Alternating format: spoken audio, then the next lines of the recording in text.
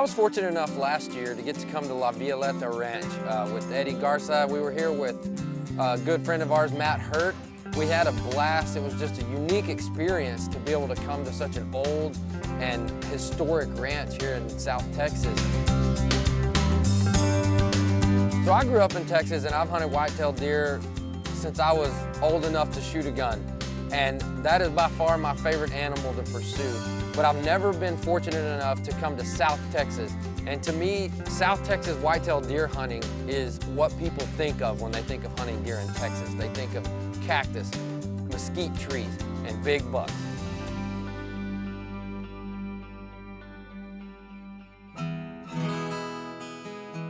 I'm Eddie Garza.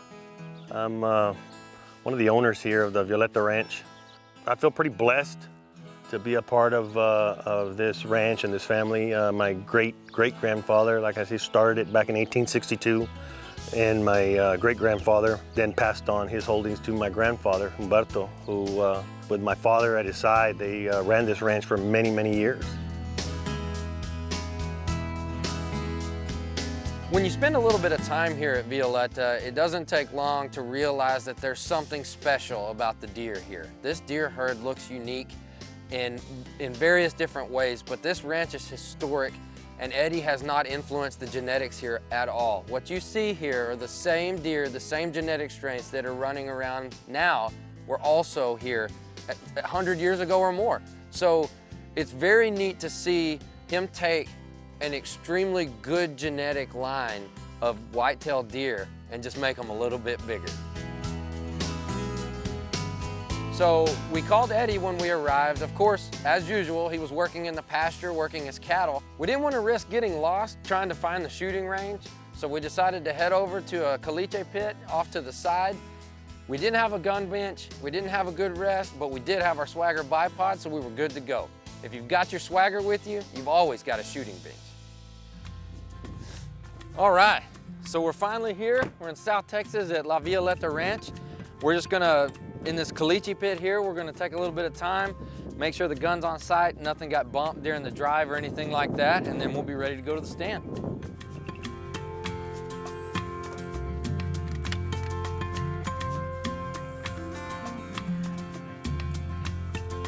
All right, so for this hunt, we're using a gun pretty special to me. I've shot it pretty much my whole life. I've killed almost every whitetail I've ever shot with it. So we've done a few things to modernize it. You know, we've got our Swagger bipod. We're gonna use that here to make sure the gun's zeroed. The shooting bench is actually about 5,000 acres that way, and it's already almost time to get in the stand. So we just need to check this real quick. We'll be able to shoot seated. It'll be just as solid as having that. We're also gonna be running a suppressor. Basically, you know, there's a lot of advantage to this, and I'm a pretty big advocate of suppressors in that they reduce your recoil, especially this one. This is a Silencer Co. Saker 762. It's rated for up to a 300 Remington Ultra Mag, so this being a 280 is no problem at all. And you know, there's a lot of misconceptions about suppressors. These things do not make your gun silent by any means. What they do is they're gonna reduce your recoil by up to 50%. It's also gonna lower the decibels down to a level that's not gonna permanently damage your hearing. So a lot of times if you're in a box blind, you're either one, not wearing hearing protection, or two, you are, and that's gonna make it so that can be miscommunications within the blind, especially when you're trying to film. So there are a lot of benefits to this, and we're gonna use it on this hunt, and hopefully it helps us bag that big buck.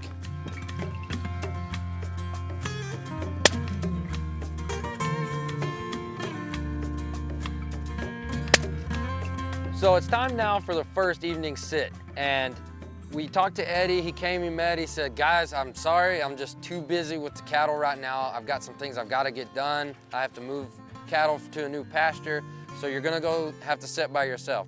He sent us back to an area that they had cleared, they'd done some work on, and made a food plot there a few years ago. So he'd already sown it with oats, everything was good to go, deer were coming in, and he wanted us to be looking for that 7 to 9-year-old deer, which in my life I have not seen that many of, and I don't think many hunters have, just because that's an ancient buck. And that was our goal. So we were going out, we're really excited, so we settled in and got ready for the hunt. This segment of Trophy Hunters TV is brought to you by Swagger Bipods, the bipod with moves.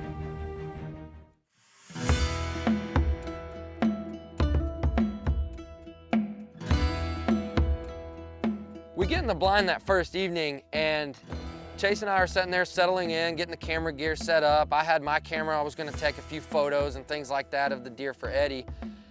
And we sat there, and within 10 minutes, there are so many deer, we don't even know which way to look. And all of these deer, even the 3, 4-year-old deer coming out, just had massive horns, just big racks everywhere. We didn't even know which way to point the camera.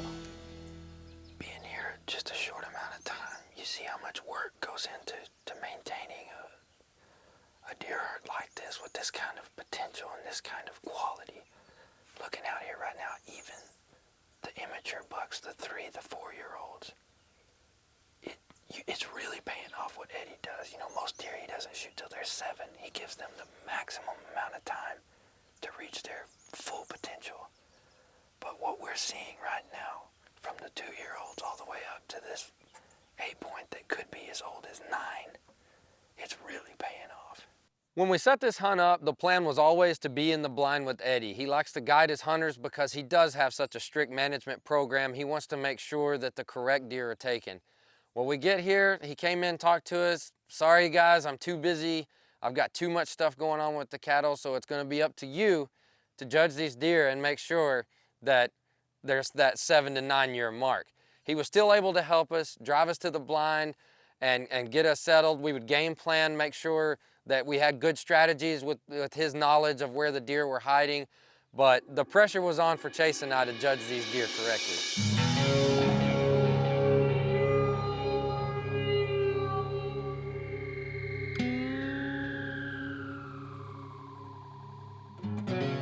So this evening we're going out. Eddie said we needed to switch up the game plan a little bit and move from our tower blind to a very, very open, basically a quad pod you could call it. And just enough room for Chase and I, and it's very open. So we have to be extremely still. Now the neat thing about this blind is it's actually the exact blind that Matt Hurt shot his buck in last year. So we were hoping that he maybe left a little bit of luck for us there. So we settled in and got ready for the hunt. All right, so we're moving to a new spot. There's a big 10 that we're looking for. So he's old deer, really old deer, and Eddie wants us to sit here and see if we can't get a look at him. We've got some big and J out about halfway between here and the end of the road, and we're gonna see what comes out, see if we can't get a good look at this deer, and hopefully he comes out and presents a shot tonight.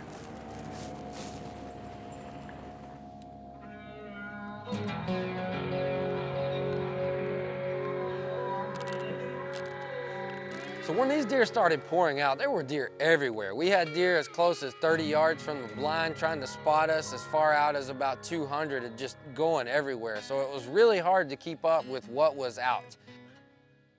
It wasn't long before Chase kind of pointed to the trees. He saw a big body moving through, so I got my binos up, started looking, and you could tell it was definitely a mature deer, but he was weaving in and out of the trees along that brush line, and we knew that he was going to show himself pretty soon. We just had to shoot a buck.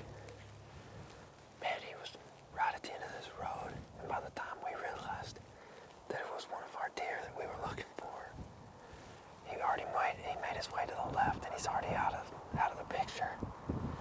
He was a monster. He had mass, good times, just a big, old, mature buck. So he was working a scrape line, and we hope he finishes that out. Comes on out and feeds before dark, so cross your fingers. So finally, that big-bodied deer that we were seeing, he was making, scrapes and rubbing trees, just beating everything up in the brush. Finally, he came and made a scrape in a clearing where we could see what he was.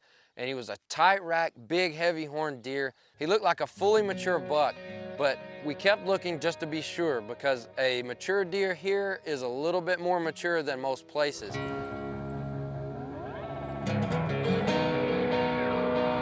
So after looking at this deer for a while, Chase and I kind of decided amongst ourselves that this deer looked to be 5 to 6 years old.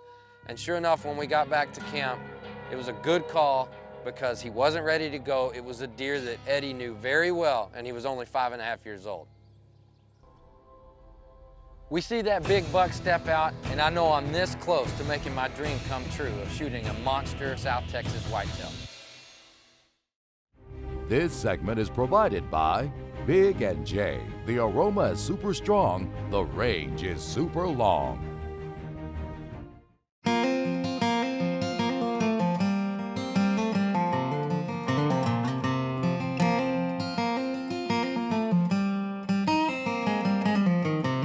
We got to South Texas here at Violeta Ranch, and it's just been the most tremendous experience for me to be here, to be a part of this operation, to see the things that Eddie does for his deer as well as his cattle.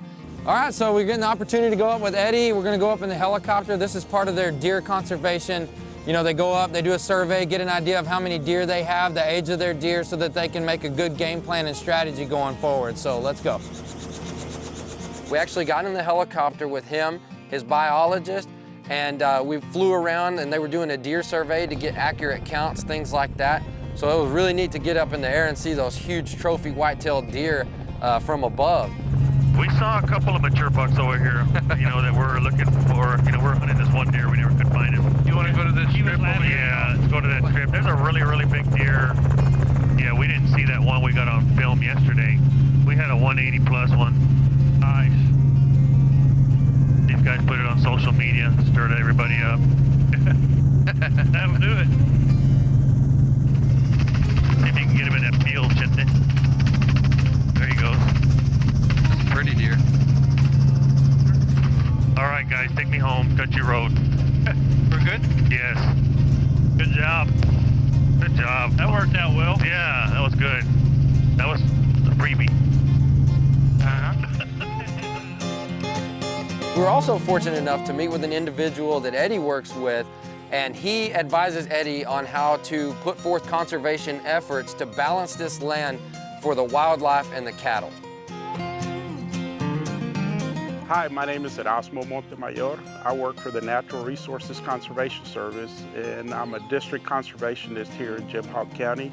I've been working with the Garza family now for over 20 years. What we do as an agency is we provide technical assistance to landowners such as this family to help them protect their natural resources. The first thing we did was put everything on paper.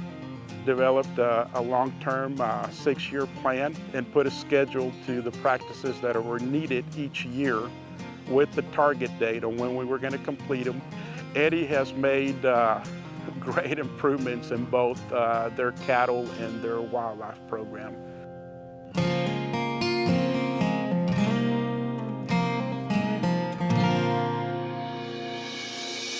So after this morning's hunt, we decided to change up our game plan. Eddie has a food plot near the same area that the ghost buck likes to run in, but there's also another big deer, and Eddie had just seen him this morning on horseback when they were working cattle. We're still hunting the ghost bucks area, but we actually moved a tower blind, set it up on a travel corridor of a thin brush line where they come from the thicket in the back of the ranch, up that to feed, and then further up next to our blind to water. So we were set up perfectly to catch these deer on their main travel corridor.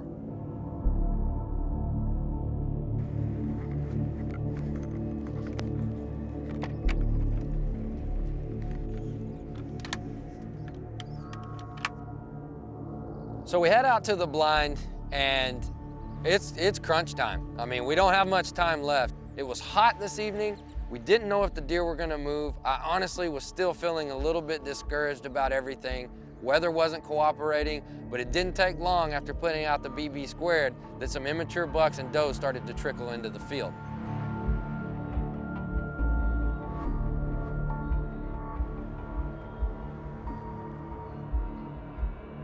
A few mature bucks started coming out at the far end of the field. We had a tree blocking our view, so we were straining our eyes, trying to look with the binos through and see what was out there. All we could see were horns, and then finally I see another big-bodied deer coming out of the brush.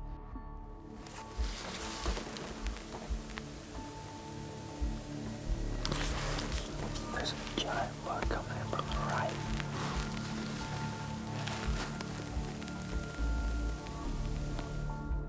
When he lifted his head, there was no doubt that it was my deer. Chase, the camera guy, he's left of me by about 5 feet, and all I can see is a mesquite tree. He's got a good view of the deer, but you can see the light starting to fade at a rapid pace. And I honestly didn't think that this deer was gonna make his way in front of me in time to have good camera light.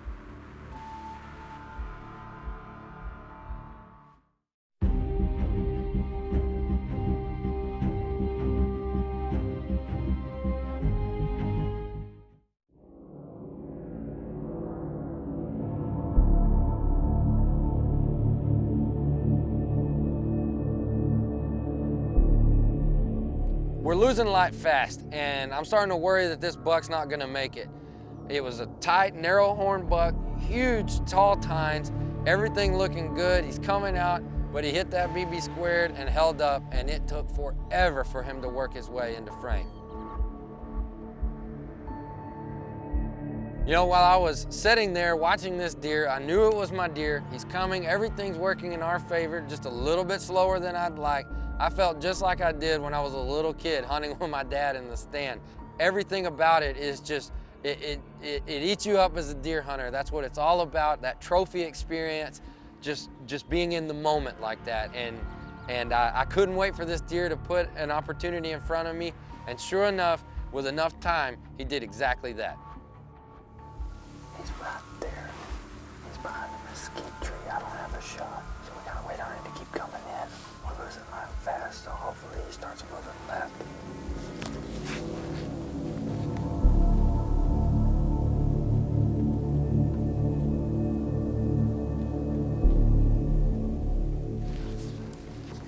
So he's slowly making his way out in front of the blind. It's taking forever. We're losing light fast. I don't think it's gonna happen, but I've still got my fingers crossed. Then Chase says, here he comes, he's moving left. He presented the shot, perfect broadside. I line up the crosshairs and squeeze the trigger.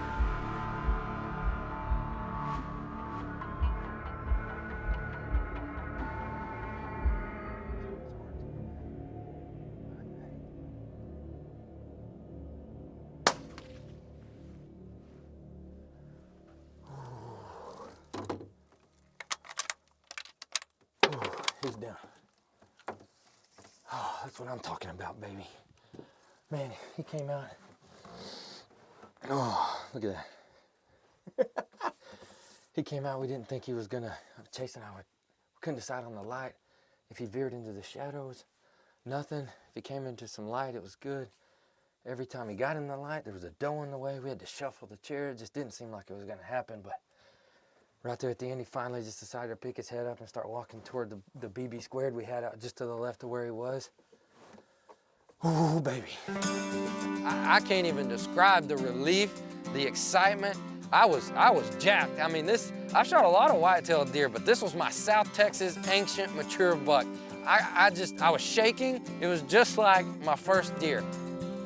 Look at this South Texas, old South Texas whitetail. This is something that I have dreamed about doing ever since I saw the first South Texas whitetail of my life in Trophy Hunters magazine and on all the old school videos.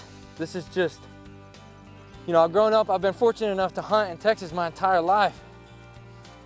But to me, and I think to a lot of people, hunting a South Texas mature buck is the apex of whitetail hunting. The deer's down, and I'm just so excited and honored that I was able to hunt one of these legendary Violeta whitetails. And you know, Eddie comes out, and to share that with him, to see the respect that he shows for this animal, it shows how much care, how much he really truly loves his deer. And he's the same way with his cattle. He loves his cattle even more than the deer, which you wouldn't think is possible if you see him with his whitetails. But I am truly honored to have been able to come to South Texas and shoot one of Eddie's legendary Violeta whitetails. He's an old deer. This deer had declined the last couple of years, you know, and then we had a really bad drought last year, and it really didn't help the deer at all. So, I mean, he was definitely one that needed to be taken. You know, he was an old deer. I had him at 7.5, but he could be 8.5 just by judging his teeth. Right. You know, these old wavy horns. This hunt it's becoming our favorite and most anticipated hunt of the year. Since we were here last season, we've all been looking forward to coming back. When you talk about the trophy experience, you know, it's not about the inches. To me, it's about being in camp. It's about seeing the work being done. At Violeta, it was one of those things. It wasn't about the antlers, and it was about the pursuit of that trophy, mature, old bruiser buck.